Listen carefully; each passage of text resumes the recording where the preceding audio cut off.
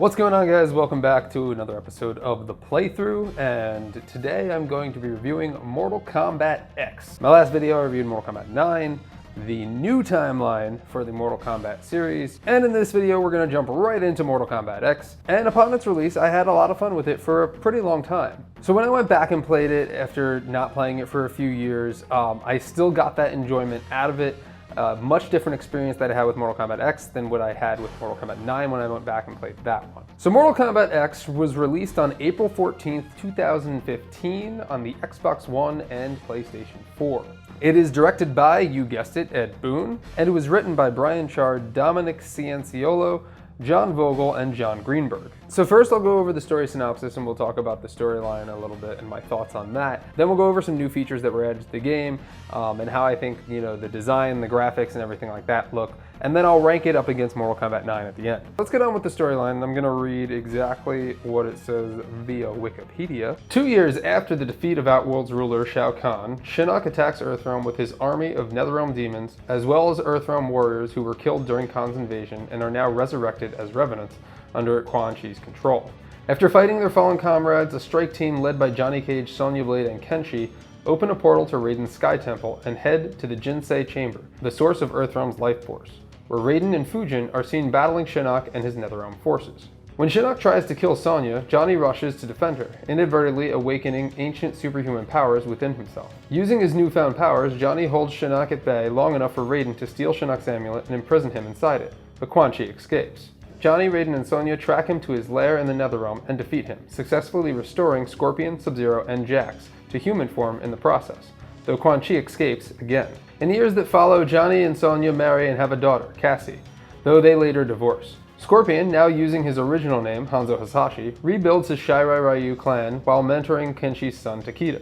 And Sub-Zero becomes the new Grandmaster of the Lin Kuei after killing Sector. Sub-Zero uses the data from Sector's memory banks, detailing Quan Chi's various manipulations of the Lin Kuei, including the truth about the deaths of Hasashi's wife and son, to help end his feud with Hasashi. 20 years after Shinnok's defeat, Johnny assembles a new team of young fighters composed of Cassie, Takeda, Jax's daughter Jackie, and Kung Lao's cousin, Kung Jin.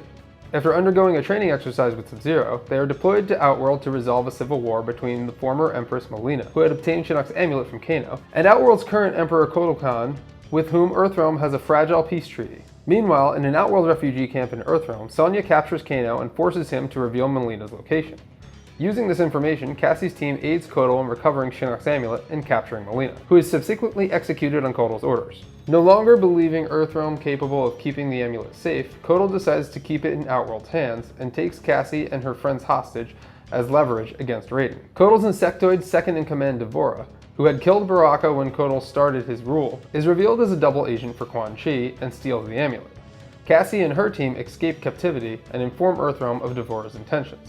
Hoping to stop Quan Chi from getting the amulet, Jax and Kenshi, aided by a Netherrealm local named Serena, lead an assault on the Netherrealm. After fighting his way through the Revenants with former allies, Jax captures a weakened Quan Chi, who is brought to Earthrealm and held at an Outworld refugee camp. Hasashi infiltrates the refugee camp alongside his clan with the intent of assassinating Quan Chi as revenge for ruining his life, defeating Kenshi, Johnny, and Sonya in the process. As Hasashi prepares to kill Quan Chi, D'Vorah arrives with the amulet. Quan Chi manages to finish his spell moments before being beheaded by Hasashi, releasing Shinnok from captivity. Weakened by the Shirai Ryu's previous attack, Johnny is taken hostage by Shinnok and D'Vorah. With the aid of Quan Chi's revenants, Shinnok and D'Vorah assault the Sky Temple and subdue Raiden and Bo Rai Chao in the process. Shinnok enters the Jinsei and corrupts it, transforming himself into a powerful demon in the process. Cassie's team pursues Shinnok, only to be intercepted by Kotal Khan and his army. They inform him of Shinnok's return, and Kotal decides to kill them, hoping to appease Shinnok and buy time to bolster Outworld's defenses. But Sub-Zero and his Lin Kuei warriors appear just in time to repel the Outworld forces. At the Sky Temple, Jackie and Takeda occupy the Revenants, while Cassie and Jin enter the Jinsei Chamber. Cassie defeats D'Vorah, though Jin is knocked out, leaving her to face Shinnok alone.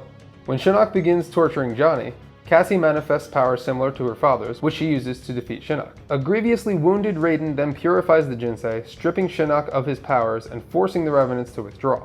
Sonya and her soldiers arrive to take Shinnok and D'Vorah away, and the Cage family reunites. Sometime later, the Revenants of Liu Kang and Kitana are revealed to have assumed leadership of the Netherrealm.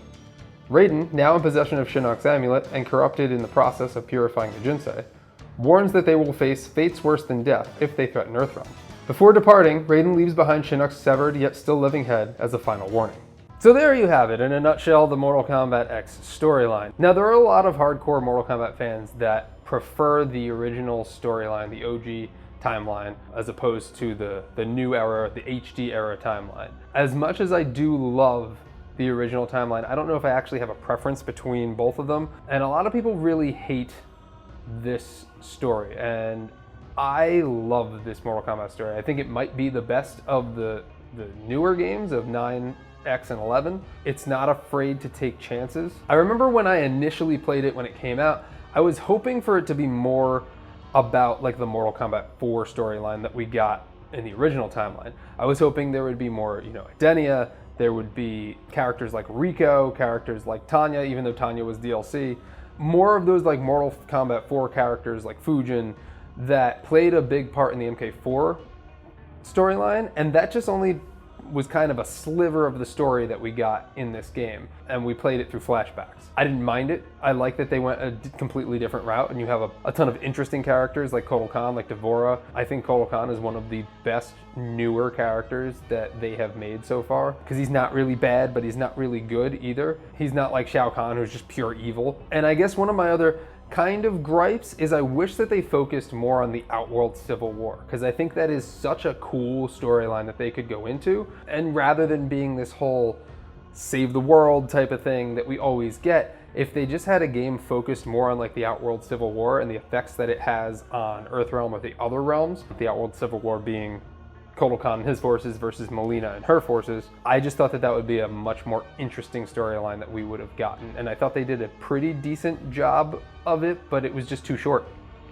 Now let's talk about the combat kids. The combat kids being Cassie Cage, Jackie Briggs, Takeda, and Kunjin.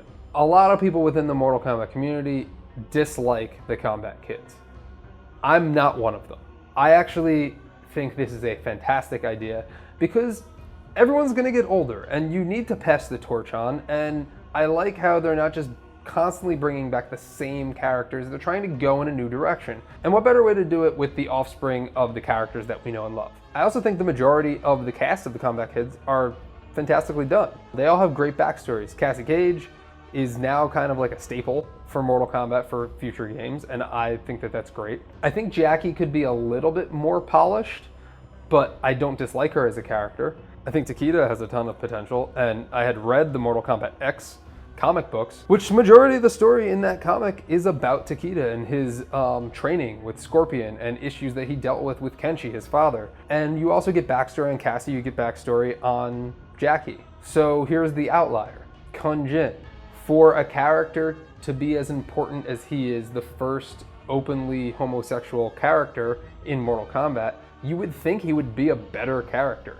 But instead, he's just boring and he's bland, and he has absolutely no backstory in the Mortal Kombat X comics. He has very little backstory in the actual Mortal Kombat X game. All that we really know is that he's Kung Lao's cousin, he's a thief, and he was basically chased out of the Order of Light. He's not fun to play with either. His moves aren't as flashy, they're not as, I don't know, he's just kind of a boring new character. He's easily the worst of the combat kids. And that's kind of sad, because I would like to see a character like that, like being the first homosexual character in Mortal Kombat, kind of thrive and be a better character, but they just gave him such a crappy, crummy, boring backstory, and he doesn't even really matter. And I doubt we'll really get to see him again. I would love to see them try to revive him, but I don't think he's a very fan favorite character, and I doubt that we'll see him in the near future. Some other things that I've heard that people were initially upset with when it came out was, how does Johnny Cage have the ability to defeat Shinnok, or Cassie Cage in that matter too? And you know what? I'm a Johnny Cage fan, and I kind of felt like that a little bit when it came out, but also I don't really care anymore. I think to make him the hero for his 15 minutes and to make Cassie the hero, very bold of the Mortal Kombat team to do that, to go in such a different direction than Liu Kang. It's always Liu Kang, and then later it was Shujinko and Taven. But just to go to Johnny Cage, someone that you didn't really expect to step up, and his character arc really changed from what it was in MK9, or from what it was in the whole original timeline.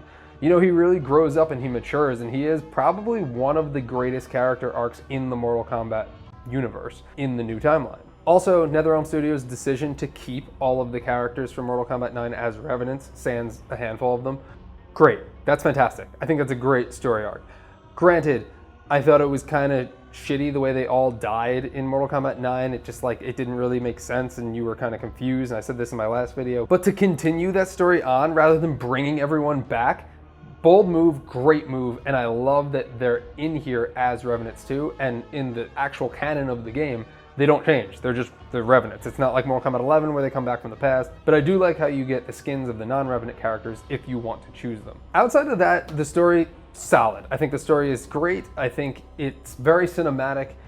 It's very well done, especially when you compare it to Mortal Kombat 9. It is executed so much better than Mortal Kombat 9 is. It's way more like almost like a movie and a cinematic storytelling. I also love the inclusion of the quick time events that they threw in there.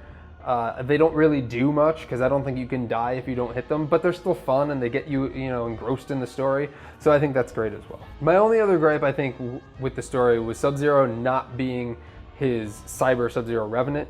They explain it in the Mortal Kombat X comics, but most people who are playing the game aren't going to read the comics. So if you're going from one game to the next and it's like, well, I thought Sub-Zero was a robot, why is he human now? Basically what happens in the comics is Quan Chi is like, there's no need for this machinery, and kind of like recreates Sub-Zero, strips him of all of his parts and recreates him as a human. And that's basically it. I just wish they maybe explained that a little bit better, but whatever, it's fine.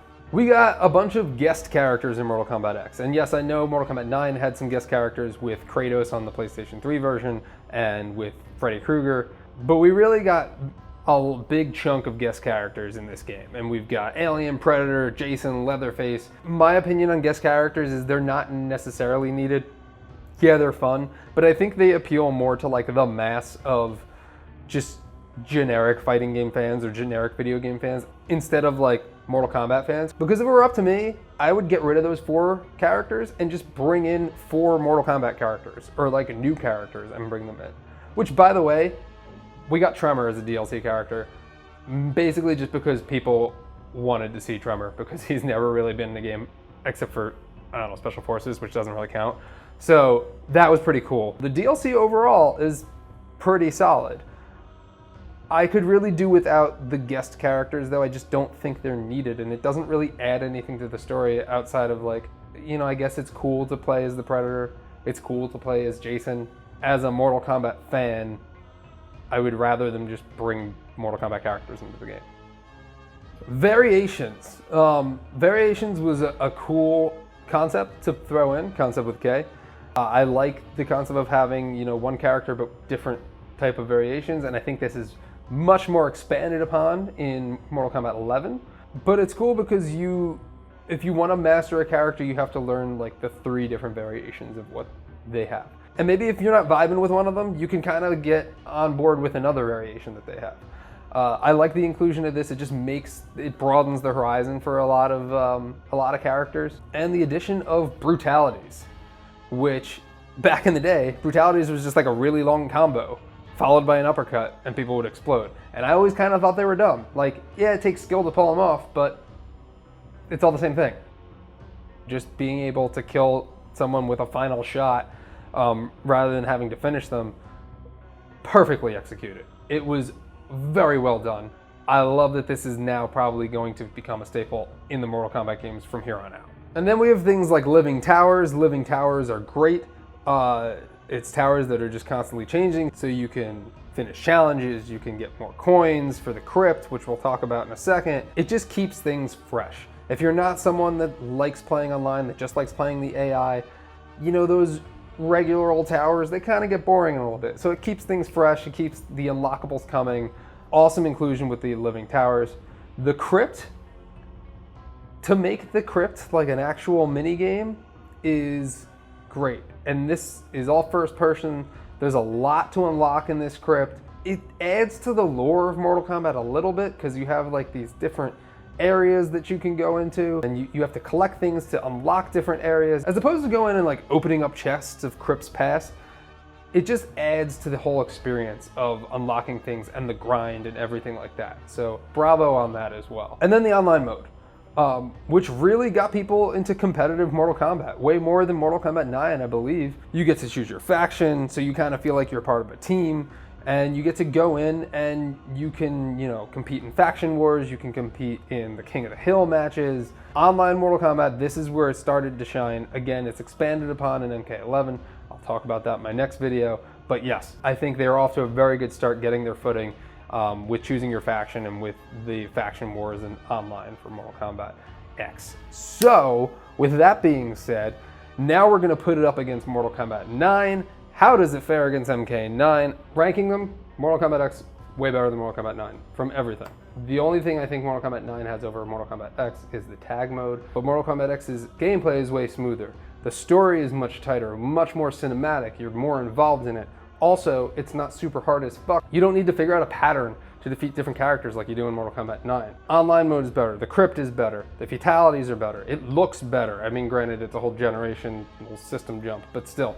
Mortal Kombat X, much better than Mortal Kombat 9 in my opinion on the replay after back-to-back. So as of right now, the ranking is Mortal Kombat X, Mortal Kombat 9. Where will Mortal Kombat 11 show up on the ranking? Well, that's going to be for my next video, so stay tuned. If you haven't, please subscribe to the playthrough and come on back, take a look at my next video of Mortal Kombat 11. I hope you agree. Do you agree? If you don't, sound off in the comments below, and I'll see you next time.